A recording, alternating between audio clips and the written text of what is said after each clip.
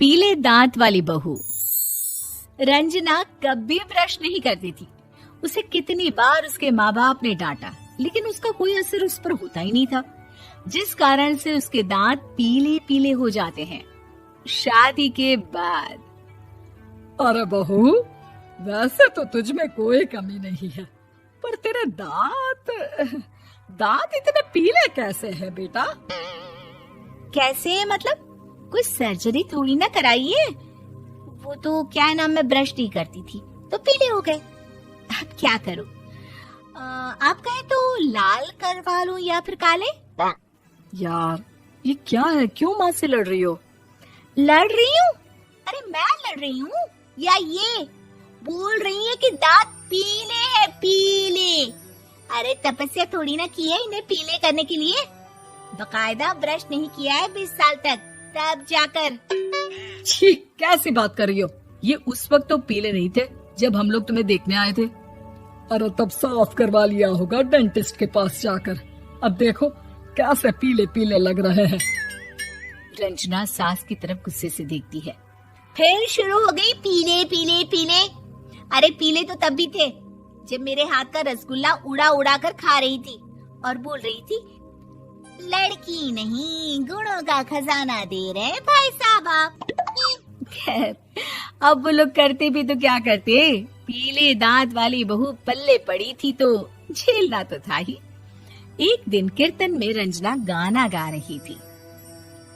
अरे कमला बहन, माँ का द्वार है, यहाँ तो सब शुद्ध होकर आते हैं, फिर अपनी बहू को ब्रश भी नहीं करवाती तुम। दूर से पीले पीले दांत भक्ति में बाधा उत्पन्न कर रहे हैं। अरे कोई 2 साल के बच्चे थोड़ी ना लेकर आई हूँ मैं बहू बनाकर। अच्छी खासी लड़की है, अरे कैसे करवाऊं ब्रश? ये तो उसे खुद करना चाहिए ना।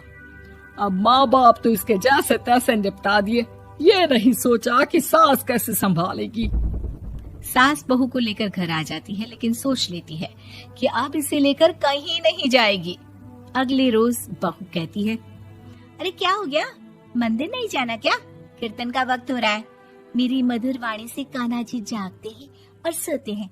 आप तो जानती है ना उनकी भक्ति में कितना मन लगता है मेरा। वो क्या है ना, तबीयत ठीक नहीं लग रही है मेरी, आराम करूंगी मैं। तबीयत ठीक नहीं लग रही? अभी तो मिथुन के गाने पर नाच रही थी आप, और अब बोल रही है कि तबीयत ठीक नहीं लग रही। अरे भक्ति में मन लगा लो सासू माँ, ऊपर जाना है, क्या मुंह दिखाओगी आप? हाँ? सास को बहू की बात पर गुस्सा आ जाता है। मैं क्या मुंह दिखाऊंगी, इसकी चिंता तो ना कर, समझी? अपने मुंह की चिंता कर, जो ये पीले पीले दांत लेकर हर जगह पहुंच जाती है। पता है लोग कितना मजाक बनाते हैं। ना जी ना, मैं नहीं जाना कहीं तेरे साथ। तो ये बात है। कोई ना, मत जाओ, मैं अपने कमरे में ही बैठकर भक्ति कर लूंगी। ऊपर वाला दांत थोड़ी ना देखता है, मन देखता है, भावना देखता है। और अरे बस बस, तू सब कुछ दिखा, बस ये सफेद चमकदार दांत ना दिखाना किसी को, है? जा यहाँ से। बहू को सास की बात का कोई फर्क नहीं पड़ता, वो तो जैसी थी वैसी ही रह जाती है। सुबह नहाकर किचन में खाना बनाना, फिर खाना खाना, कीर्तन भजन करना और सो जाना। एक दिन, माँ जी मैं सहेली के घर जा रही हूँ, शाम को लेट आऊंगी। हाँ, तो जाना, मैंने कौन सा तेरी आरती करनी है घर पर बैठकर। रंजना सहेली के घर जाती है, जहाँ वो पार्टी में जाने की तैयारी कर रही होती है। अरे शिखा, कहाँ जाने की तैयारी कर रही है? मैं गलत वक्त पर आ गई क्या? अरे नहीं यार, उल्टा सही वक्त पर आई है। मैंने ये साड़ी और ज्वेलरी निकाली है यार, शाम को इनके ऑफिस की एक पार्टी में जाना है। बताना कैसा लग रहा है ये सब? नहीं यार, इस ड्रेस के साथ तो वो वाली ज्वेलरी अच्छी लगेगी। हाँ, सही बोल रही है, मैंने ध्यान ही नहीं दिया। वैसे तो हमेशा से मस्त फैशन सेंस रखती है। तो बड़ा जाती होगी ना पति के साथ पार्टी में। रंजना कुछ नहीं बोलती, बस सोचती है कि यार काश ये बात सही हो जाती, पर मैं क्यों नहीं जाती पार्टी में? क्या इन लोगों की कोई पार्टी होती नहीं होगी? रंजना घर आती है और रात में पति से सवाल करती है, एक बात बताइए, आप मुझे किसी पार्टी में क्यों नहीं ले जाते? क्या आपकी यहाँ ऑफिस में पार्टी नहीं होती? पति बेचारा क्या कहता कि दांत पीले हैं तुम्हारे इसलिए। अरे कोई पार्टी होती नहीं हम लोगों के ऑफिस में, तो कहाँ से लेकर जाऊं?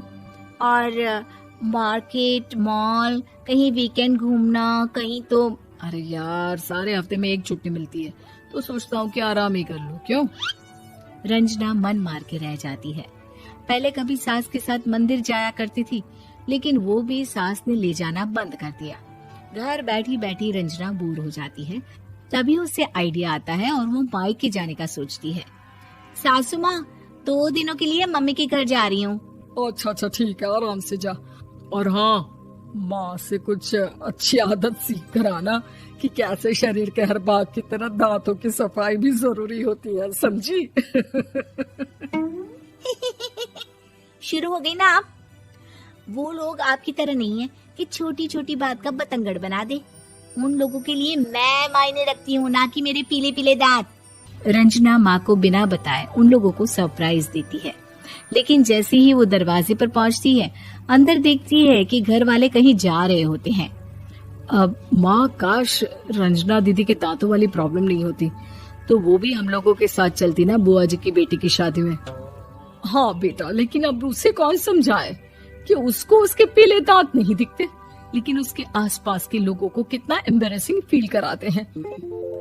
मुझे तो कितनी बार उसके स्कूल की टीचर ने शिकायत की कि उसके साथ कोई लड़की बैठना भी नहीं चाहती, और ना ही कॉलेज में कोई उससे बात करना चाहता था। लेकिन पता नहीं क्यों उसे ये बात समझ में ही नहीं आती। कोई कमी नहीं है उस लड़की में, बस यही कि दांत पीले हैं। वो तो भला हो जीजाजी और उनकी माँ का, जो दीदी को जैसी है वैसे ही रखा हुआ है। रंजना को अपने घर वालों की बात सुनकर बहुत दुख होता है। वो सोचती है कि वो क्या करे, लेकिन फिर वो सीधा डेंटिस्ट के पास जाती है, अपने दांत चमकाती है और कसम खाती है कि वो रोज ब्रश करेगी। अरे क्या हो गया? तुम तो 2 दिनों के लिए गई थी ना, पर कोई ना, अच्छा है, चलो आ गई तो। रंजना सास के सामने आकर खड़ी हो जाती है और पूरी स्माइल करती है, उसके चमकदार दांतों को दिखाती हुई। हैं? चले मंदिर? माँ, मुझे माफ कर दीजिए, मैंने आप लोगों को बहुत एम्बैरेसिंग फील करवाया। मैं आज से रोज ब्रश करूंगी।